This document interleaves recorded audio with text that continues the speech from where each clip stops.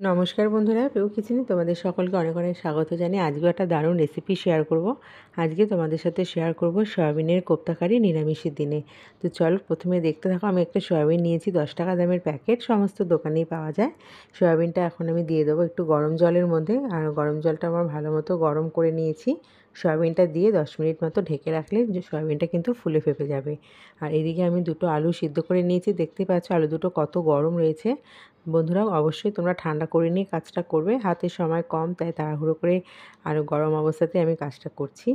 তো আলুটা আমার সিদ্ধ হয়ে গেছে, আর এদিকে সয়াবিনটাও আমার জলে একদম ফুলে গেছে অনেকটাই।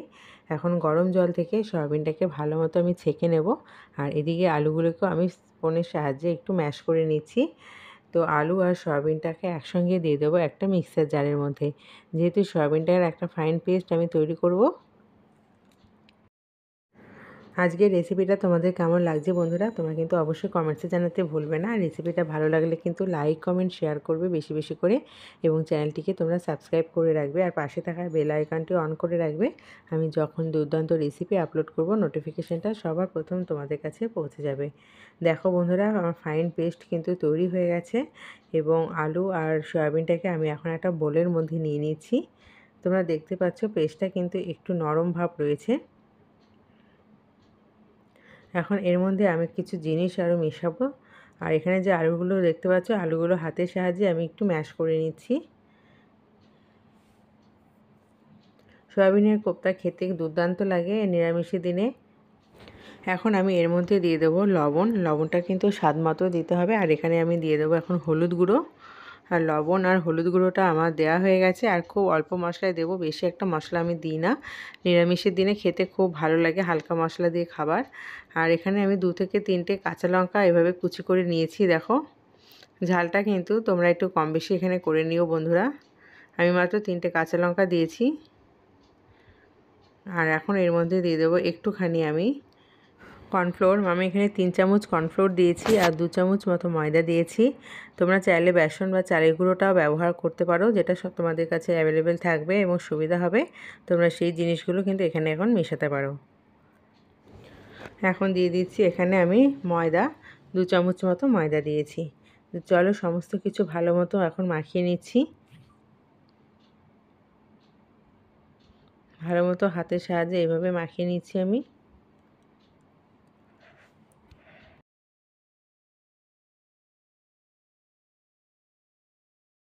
বন্ধুরা মাখানো কমপ্লিট হয়ে গেছে। এদিকে আমি একটা ফ্রাইং প্যান গ্যাসে বসিয়ে দিয়ে তেল গরম করে সমস্ত কোপ্তাগুলোকে আমি ভেজে নিচ্ছি। বন্ধুরা দেখো, আমি কিন্তু এইভাবে ভেজে নিচ্ছি সব কোপ্তাগুলো তেলের মধ্যে দিয়ে। আর তেলের টেম্পারেচার মিডিয়ামে রাখবে, বেশি একটা হাইতে দিলে কোপ্তাগুলো পুড়ে যাবে। তো চলো এক এক করে কোপ্তাগুলো ভেজে নিই, তারপরে আমি আসছি তোমাদের কাছে। তো বন্ধুরা আমার কোপ্তাগুলো দেখো ভাজা হয়ে গেছে। এই তেলের মধ্যে দিয়ে দিলাম শুকনো লঙ্কা ফোড়ন। তেলটা আমি কিছুটা কমিয়ে রেখেছি, তোমাদের মনে হলে তেলটা যদি বেশি হয় তোমরা কিন্তু আরেকটু কমিয়ে ব্যবহার করতে পারো। দিয়ে দিলাম 1 চামচ আদা বাটা, আর কিছুটা পরিমাণে গোটা গরম মশলা দিলাম, দারচিনি, এলাচ আর লবঙ্গ। আর ভালো মতো এখন আদাটাকে একটু ভেজে নেব, যাতে আদার গায়ে কাঁচা গন্ধটা দূর হয়ে যায়। আর এখানে আর কোনো রকম মশলা আমি দেবো না, আর একটু গুঁড়ো মশলা অ্যাড করব। নিরামিষের দিনে এইভাবেই সয়াবিনের কোপ্তা বানিয়ে খাবে, খুব ভালো লাগে খেতে। এবার রাতের ডিনারেও এটা খেতে পারো, রুটির সাথে পরোটার সাথে খেতে পারো, খুব ভালো লাগবে। এছাড়া পোলাও ফ্রাইড রাইসের সাথে খেতেও ভীষণ ভালো লাগে নিরামিষের দিনে। এখন দেখো মশলাটা আমার ভাজা হয়ে গেছে, দিয়ে দিলাম কাঁচা লঙ্কা কুচি, একটা টমেটো কুচি। টমেটোটা না দিলে যেন সম্পূর্ণ হয় না, তো আমি সমস্ত রান্নাতে টমেটোটা ব্যবহার করি। তো এখন দেখো মশলাটাকে ভালো মতো আমি কষিয়ে নিচ্ছি কিছুক্ষণ পর পর। এখন এর মধ্যে আমি দিয়ে দেবো একটু লবণ, আর দিয়ে দেবো হচ্ছে হলুদের গুঁড়ো। তো লবণটা প্রথমে দিয়ে দিয়েছি, আর এখন হলুদের গুঁড়োটা দিয়ে দিলাম। লবণটা কিন্তু এর আগেও আমি ব্যবহার করেছিলাম, কিন্তু সেই দিকটা মাথায় রেখে এখন অল্প দিয়েছি। আর দিয়ে দিলাম একটুখানি জিরে আর ধনের গুঁড়ো, ব্যাস। আর একটু লঙ্কা গুঁড়ো দিয়ে দিলে আমার রান্না একদম রেডি হয়ে গেল। তো চলো এখন 10 মিনিট মতো ভালো মতো ফুটে উঠুক, তারপরে আমি রান্নাগুলোকে গরম গরম সার্ভ করে নেবো। তো চলো আমার মশলাটা ভালো মতো কষানো হয়ে গেছে। এখন আমি এর মধ্যে দিয়ে দেবো একটু উষ্ণ গরম জল। আর যে কোনো রান্নার ক্ষেত্রে একটু গরম জল ব্যবহার করলে রান্নাটা খেতেও ভীষণ ভালো হয়। তো তার জন্য কিন্তু আমি গরম জলটাই ব্যবহার করি বন্ধুরা। দেখো মিডিয়াম আছে, আমি ভালো মতো আদাটা ভেজে নিয়েছি মশলা সমেত। আর এখন এখানে 1 কাপ মতো গরম জল আমি দিয়ে দিচ্ছি। এই গরম জলটা দিয়ে দিলাম। এবার ভালো মতো নাড়াচাড়া করে একটু ফুটিয়ে নেব। তারপরে কিন্তু কোপ্তাগুলো দিতে হবে, কারণ কোপ্তাগুলো দিয়ে বেশিক্ষণ মানে গ্যাসের ওপর রাখা যাবে না, এতে কোপ্তাগুলো কিন্তু নরম হয়ে ভেঙে যেতে পারে। তাই অল্প করে কোপ্তা ছড়িয়ে দিচ্ছি আমি ওপর দিয়ে হালকা করে, এবং ভালো মতো ফুটে উঠলে আমি ঢাকা দিয়ে রেখে দেবো। অবশ্যই কিন্তু বাড়িতে এইভাবে কোপ্তা কারিটা বানিয়ে খাবে বন্ধুরা, এটা ভীষণ খেতে ভালো লাগে। দেখো আর কতটা সুন্দর কালার এসেছে। তোমরা চাইলে তেলটা একটু কমিয়ে রান্না করতে পারো, কিন্তু আমার মনে হয় তেলটা একটু বেশি থাকলে ভাতের সাথে মেখে খেতেও কিন্তু খুব ভালো লাগবে। একটা দুটো কোপ্তা একটু ভেঙে গেছে তোমরা দেখতে পাচ্ছ, কিন্তু বাদবাকি কোপ্তাগুলো কিন্তু দারুণ হয়েছে। দেখো বন্ধুরা, রান্নাটা কিন্তু একদম রেডি হয়ে গেছে এবং সাইড দিয়ে আমার তেলও বেরিয়ে গেছে অনেকটা। এখন ওপর দিয়ে একটু কাসুরি মেথি ছড়িয়ে দিলাম। চাইলে তোমরা ধনেপাতা কুচি, গরম মশলা, ঘি যে কোনো একটা ছাড়াতেই পারো, যেটা ফ্লেভার তোমাদের ভালো লাগে। তো আমি কাসুরি মেথিটা এখানে ছড়িয়ে দিলাম।